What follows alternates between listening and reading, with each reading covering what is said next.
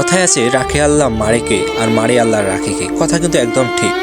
গত ঈদের আগের দিন এক মর্মান্তিক দুর্ঘটনা ঘটে, যেখানে সমুদ্রের মধ্যে লঞ্চ দুর্ঘটনা ঘটে এবং এই লঞ্চ দুর্ঘটনায় একজন নিহত হয় এবং 12 জন আহত হয় এবং এদের মধ্যে সবাই প্রাণ বাঁচিয়ে কোনো রকমে ফিরে আসে।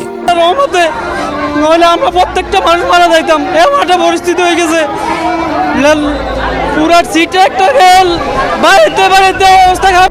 যাত্রীদের অভিযোগ, লঞ্চে অতিরিক্ত যাত্রী নেওয়ার কারণে এই দুর্ঘটনা ঘটে এবং তারা লঞ্চ ধীরে ধীরে চালায়। আর যেখানে সমুদ্রের বেগ অনেক ছিল, তবুও তারা ধীরে ধীরে লঞ্চ চালার কারণে এই দুর্ঘটনা ঘটে।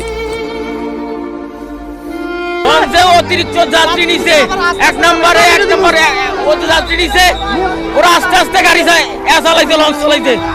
অনেকের অভিযোগ, লঞ্চের চালক ইচ্ছা করে এই দুর্ঘটনা ঘটায় এবং তারা যখন দুর্ঘটনার শিকার হয় তখন কোনো লঞ্চের কর্মী তাদেরকে সহযোগিতার হাত বাড়িয়ে দিতে আসে না।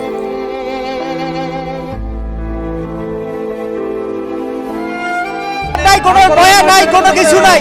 আমরা ওই সময় বলছি আর আমাদের পুরো আর উল্টা খেপে। লঞ্চ দুর্ঘটনার শিকার হওয়ার পর কোনো মতে তারা প্রাণ বাঁচিয়ে এসে অনেকেই কান্নায় ভেঙে পড়ে যে একটা বিপদের হাত থেকে তারা রক্ষা পেয়েছেন। অনেকেই আবার গালি দিতে থাকেন সেই লঞ্চ চালকদের, কারণ তারা নিজেরাই এই লঞ্চ দুর্ঘটনা করেছেন।